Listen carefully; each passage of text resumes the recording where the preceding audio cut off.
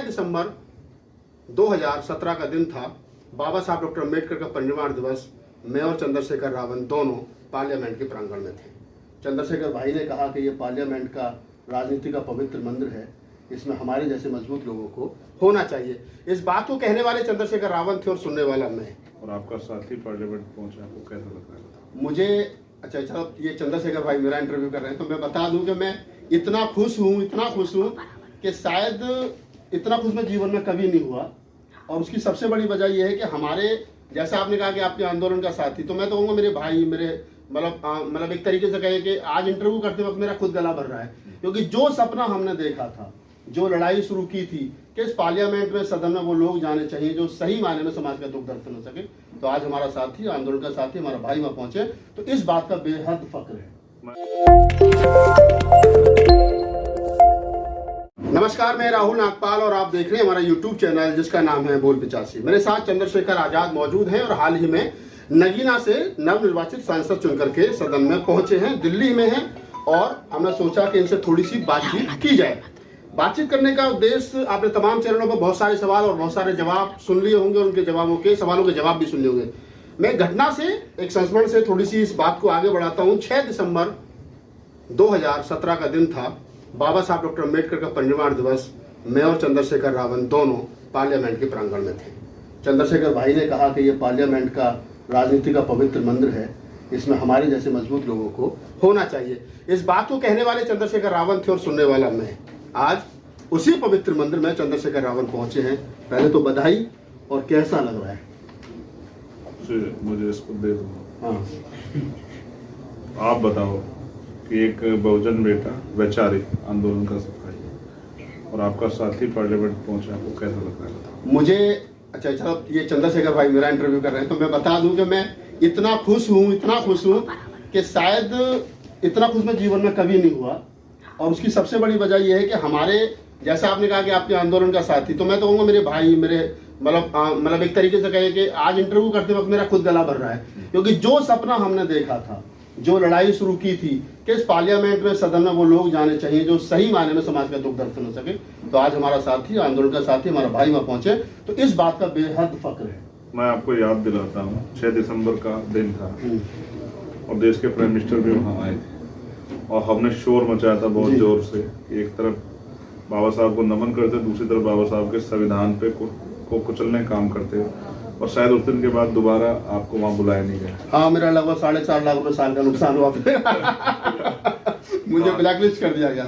हाँ, तो उस समय के पास बनवाने में भी आपने बहुत मदद की। जी। मैं आपको विश्वास दिलाता हूँ कि मैं अपनी ड्यूटी को बहुत ईमानदारी से, जो समाज को मुझसे उम्मीद है उससे भी ज्यादा ईमानदारी से, और मैं कोई ऐसा काम नहीं करूँगा जिससे समाज, हमारा ये राजनीतिक आंदोलन, तो महापुरुषों का वैचारिक आंदोलन, इस पर कोई भी आँच आ जाए। मैं इस बात को मानता हूँ कि महापुरुषों ने कहा, स्पेशली इसमें बाबा साहब अम्बेडकर का एक कोट है कि धर्म में जो है नायक पूजा अच्छी बात है, इससे जो ये मुक्ति की तरफ जाता है, लेकिन राजनीति में नायक पूजा नहीं होनी चाहिए। मैं कोशिश करूंगा कि बहुत अगले 5 साल बाद जब हम हों, अगर मैं इस दुनिया में रहा, आप रहे, क्योंकि मृत्यु कटल सकते हैं, और मैं जिस तरह की परिस्थिति में, आप जानते हो कि गोलियों का भी सामना मुझे करना पड़ रहा है, तो मैं आपको विश्वास दिलाता हूँ कि अगली बार बहुत सारे और नए अम्बेडकरवादी चेहरे पार्लियामेंट में होंगे। इस बात के लिए मैं संकल्पित, इसलिए हम लोग और मेहनत करने वाले, रुकने वाले नहीं। चलिए, अब मैं चंद्रशेखर भाई का इंटरव्यू शुरू कर देता हूँ। अब तक उन्होंने मेरा किया। सवाल निकल करके ये आता है कि 131 सांसद SC ST के, 131 में से 130 माइनस कर दिए जाए तो चंद्रशेखर है जो आज तक 131 में कभी 29 नहीं चुनेगा और 32 भी नहीं चुनेगा, तो आरक्षण 100% राजनीति में। चंद्रशेखर ऐसा वहां पे क्या करेंगे? क्या दिल में है, क्या मन में है, क्या सोच रखा है कुछ खास? देखो, जब पॉलिटिकल रिजर्वेशन पे बात हुई और इसके फर्स्ट चुनाव के बाद ही डॉक्टर अम्बेडकर ने कहा कि भाई राजनीतिक आरक्षण से हमारा प्रतिनिधित्व पूरा हो रहा है, लेकिन वास्तविक प्रतिनिधि नहीं जा रहा, जो हमारी बात को जिम्मेदार रखे, जिस उम्मीद से हम लोग उसको वोट कर रहे हैं। ये तो दूसरे लोगों के वोटों से बन के जा रहा है, तो अपनी पार्टी, उसके एजेंडे के प्रति समझ, जैसा हमने देखा समाजवादी के मेंबर ऑफ पार्लियामेंट ने ही जो शेड्यूल कास्ट का था उसमें ही जो है बिल फाड़ दिया। तो मेरा, आप ये समझिए कि एक स्वतंत्र वॉइस है, और ये हमेशा ये आवाज मिट सकती है, ये आवाज खत्म की जा सकती है, लेकिन ये पार्लियामेंट में जो भी कुछ करेगी वो उन वर्गों के हितों के लिए करेगी, जिन वर्गों जो बहुत हाशिए पे है और जिनका मजाक उड़ाया जा रहा है। और ये एंटी कॉन्स्टिट्यूशनल कुछ भी पार्लियामेंट में होगा या किसी भी असेंबली में होगा, ये सबके खिलाफ मुखर होकर लड़ेगी। वहां भी विरोध दर्ज कराएगी, सड़क पे विरोध दर्ज कराएगी। और मैं आपको स्पष्ट करता हूँ, ना सड़कें सुनी रहेंगी, ना पार्लियामेंट में आपको ऐसा महसूस होगा कि जिस बात का जितना विरोध होना चाहिए था, जितना समर्थन होना चाहिए था, या जिस बात को जितनी मजबूती से उठाना चाहिए था उतनी मजबूती से नहीं उठाया। एक सवाल निकल करके आता है चंद्रशेखर भाई कि आपके खिलाफ इंडिया, एनडीए, बसपा और निर्दलीय और नोटा सारे लोग लड़े। और मैंने तो चूंकि वहाँ पे ग्राउंड रिपोर्टिंग की आपके वहाँ नगीना में, क्या कारण रहा चंद्रशेखर से? एनडीए भी डर रहा है, इंडिया भी डर रहा है, बसपा तो फिर डरी रही है पहले दिन से, और नोटा वोटा का ये तो फिर दूसरा सिस्टम होगा। क्या कारण है? मुखर होकर बोलना कारण है, या फिर उनको लगता है कि जो हमारी विरासत है उस विरासत की चूल्हे हिल रही है? कई अलग अलग चीजें, जैसे आपने कहा एनडीए, इंडिया, बीएसपी और नोटा, तो जनता ने पूरा कर दिया सबका कोटा। आप ये समझते हैं, एडी चोटी का जोर लगा दिया इन्होंने। बीएसपी के लोगों ने 2-2 रैली की, समाजवादी के लोगों ने 2-2 रैली की, अलायंस के लोगों ने, बड़े बड़े नेता आम आदमी पार्टी के भी यहाँ गए। मैं तो सबको याद रखता हूँ, मैं कहाँ बोलता हूँ, बोलने वाला नस्ल ही नहीं, सब वहाँ गए। और बीजेपी में बीजेपी के राष्ट्रीय अध्यक्ष गए, मुख्यमंत्री 5 बार गए, तमाम पूरी ताकत झोंकी। प्राइम मिनिस्टर शायद इसलिए ना गए, उनको एहसास हो गया आईबी की रिपोर्ट से चंद्रशेखर जी थे। आप भी मदद करने गए थे, आप भी मीडिया काम करने वहाँ गए थे। देखिए, मैंने 11 साल में बहुत ईमानदार से काम किया। तमाम आलोचना सही, मुझे, मेरे परिवार को खूब गालियाँ दी गई, बहुत आरोप लगे, मैंने कभी उसका पीछे पलट के नहीं देखा। लेकिन जिस दिन राहुल भाई मुझे पर गोली चली थी, जब भी मैं किसी की लड़ाई लड़ने जाता, लोग मेरा मजाक उड़ाते कि इस आदमी को काम ही नहीं, बार बार कभी वहां चला जाता है, कभी वहां चला जाता है। और लोग ये भी सवाल खड़ा करते थे कि भाई वहां जाने से क्या होता है? तो वहां जाने से ये होता है कि जिस बात को सुना नहीं जा रहा था, उस बात को फिर देश भर में सुना जाता है, और उसका एक साइकोलॉजिकल दबाव होता है, कम्युनिटी का एक दबाव होता है, और सरकारों को मजबूर होकर कार्रवाई करनी पड़ती है। अगर हाथरस में हम लोग ना जाते, देखिए मैं कोर्ट में जाके कलम नहीं पकड़ सकता हूँ, लेकिन अगर हम हाथरस में जाते तो वो मुद्दा ही नहीं बनता। बिल्कुल ऐसी हाथरस जैसी रोज घटनाएं होती गाँव सड़क देहात में। तो मैं आपसे कह रहा हूँ कि जिस दिन मुझे गोली चली, उस दिन मैंने तय किया था, ये तीसरी बार है जब मैं मौत को बहुत करीब से देखने की कोशिश की गई, मौत को बहुत करीब से देख रहा हूँ। तो उस दिन मैंने तय कर लिया था कि अब मेरा जीवन 24 घंटे साथ में, मैंने अपना व्यक्तिगत जीवन छोड़ा, मेरे व्यक्तिगत सपने थे सब छोड़े, सुख सुविधा थी सब छोड़ी, और पूरे चुनाव में जिन लोगों ने मुझे देखा होगा, मैं रात को 4 बजे, 5 बजे, 6 बजे तक अपने रूम पे जाता, कोशिश करता था कि एक आदमी टच करूं। और मैंने उस चुनाव में मैं कुछ 650 से ज्यादा गाँव में गया, और भीम आर्मी के पूरे देश के लोग लगे। सब लोगों ने जनता के सामने जाके कहा कि अगर आपको मौका देना है तो एक हमारे बीच का, आपके बीच का गरीब परिवार से प्रत्याशी, आप उसको मौका दो। आपने सबको मौका दे दिया, आपने अलग अलग पार्टी को, यहाँ 3 पार्टी को मौका दिया, आपने यहाँ भाजपा को मौका दिया, सपा को दिया, बसपा को दिया, तीनों एमपी आपने देखे, क्या किया उन्होंने आपके लिए?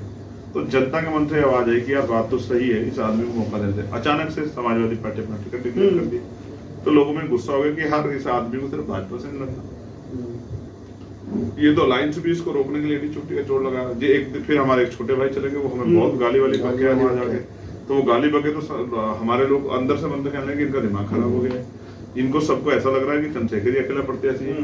तो फिर समाज ने जिस तरह का सपोर्ट दिया, ये ऐतिहासिक है कि 1% वोट बीएसपी को पड़ा है, 13,000 कुछ वोट पड़ा है, 1% वोट पड़ा है, और आपको लगभग 52 के आसपास पड़ा है। एक आखिरी सवाल ले लेते हैं, चलते चलते उस समय की सीमा है अपनी। जिन हालातों की वर्तमान राजनीति हो रही है, भारत को हिंदू राष्ट्र बनाने की कोशिश, मगर मैं 1 मिनट आपको स्टॉप करूंगा, रोकने का कारण है, हम 2 सीटें लड़े, डुमरियागंज में वहां भी हमें 9% वोट ना, 80 से ज्यादा वोट, बीएसपी को 3%। मैं कुछ और कह रहा था, मेरा कहने का मतलब ये 78 पे नहीं लड़े, तो आप मेरे ऊपर ये आरोप नहीं लगा सकते कि भाई हमने हरा दिया। नहीं, वो हमने विश्लेषण किया है, कौन किसने हराया, वो हमारे चैनल में पूरी कवरेज है उसकी। हमें कोई वो आप किसको हरा सकते हो, किसको जिता सकते हो, ये आपको भी बेहतर पता है और ये हमें भी बेहतर पता है। और कौन किसको हराने और कौन किसको जिताने के लिए चुनाव लड़ा, ये देश समझ गया है, इसको किसी कहने और बताने की जरूरत नहीं है। मेरा सवाल ये है कि वर्तमान समय में, वर्तमान हालातों में मुल्क जिस दौर से गुजर रहा है, संविधान खतरे में है, लोकतंत्र खतरे में है, लोकतांत्रिक ढांचा खतरे में है, संविधान को खत्म कर देना चाहते हैं लोग और मनुस्मृति को लागू कर देना, हिंदू राष्ट्र बना देना चाहते हैं, मुसलमान खौफ में है, दलित खौफ में है, एक कहते हैं ना कि एक अकेला चंद्रशेखर। अब मानिए ना, बाबा साहब अकेले थे यार, काशीराम तो अभी जब अपने आंदोलन को लेकर चले अकेले ही थे, उनके बहुत से साथी संगठन में पे बहुत साथी। आप समझो पार्लियामेंट में यहाँ हम अकेले बोलेंगे लेकिन सड़कों पे उसको करोड़ों लोग सुनेंगे। और इतना बड़ा संगठन है हम पे। 2 अप्रैल 2018 देश नहीं भूला, हमने उसके बाद भारत बंद बुलाया, वो भी देश नहीं भूला है। आपने दिल्ली का गुरु घर का आंदोलन था, वो भी लोग नहीं भूले। हमें NRC का आंदोलन लड़े, वो भी लोग नहीं भूले। और जिस सड़कों का आह्वान करेंगे सरकारों की नहीं मिल जाएगी, आप देख लेना। आप ये मत समझिए किसान से देखें, आप ये समझिए सोच वो आवाज कितने लोगों की है। चलिए, कोई एक प्रदेश ऐसा नहीं जहाँ से मुझे बधाई ना आई हो या जहाँ के लोगों ने ये ना कहा हो कि आज हम बड़े खुश हैं क्योंकि हमारा भाई पार्लियामेंट में आ गया है। कोई एक स्टेट नहीं है देश का। एक लास्ट सवाल लेते हैं। अखबार तमाम मेन स्ट्रीम मीडिया ये कह रही है कि चंद्रशेखर रावण जो है वो NDA गठबंधन का हिस्सा है, और इंडिया गठबंधन वाले कह रहे हैं कि नहीं वो हमारे साथ उनके अलायंस है। कल आपने पप्पू यादव का भी स्टेटमेंट देखा हुआ। तो वास्तव में चंद्रशेखर रावण इंडिया के साथ हैं, NDA के साथ हैं, या चंद्रशेखर आजाद संविधान के साथ है और इस देश के हर कमजोर हकवंचित समाज के व्यक्ति के साथ है। और उन्होंने मुझे वोट देकर भेजी, ना मुझे इंडिया अलायंस ने वोट दिलाई, ना मुझे NDA अलायंस ने वोट दिलाई। दोनों लोग पूरी जोड़ लगाए, BSP ने पूरी जोड़ लगाई। तो मुझे जनता ने आशीर्वाद दिया, मैं जनता के लिए उत्तरदायी हूँ। और भीम आर्मी भारत एकता मिशन और आजाद समाज पार्टी, देश में रहने वाला हर एक वंचित वर्ग का व्यक्ति मेरा भाई है और उनके हकों की लड़ाई लड़ना मेरी जिम्मेदारी है। चलिए, तो आप चंद्रशेखर आजाद उर्फ रावण हैं और हमारे पुराने साथी हैं, आंदोलन के पुराने साथी हैं। मैं एक बात है तमाम दर्शकों को बताता चलूं कि आज का दिन बड़ा ऐतिहासिक दिन है। जो सपना कभी, जैसा मैंने कहा कि 2017 में मैंने और चंद्रशेखर भाई ने देखा था, वो पूरा हुआ है। मेरी विशेष शुभकामनाएं चंद्रशेखर भाई के लिए है। मैं चाहता हूं कि वो देश के संवैधानिक सबसे बड़े पद पर पहुंचे, जो कभी माननीय साहब काशीराम बाबा साहब ने देखा था और कहा था कि जाओ अपने घरों की दीवारों पर लिख दो तुम्हें जो इसका हुक्मरान बनना है। तो ये रास्ता हुक्मरान बनने का जो आज पहली जो यहाँ पर एक ईंट रखी गई है वो मंजिल तक पहुंचे। इस पूरी बातचीत के बारे में आपकी क्या प्रतिक्रिया, कमेंट सेक्शन में बताइए।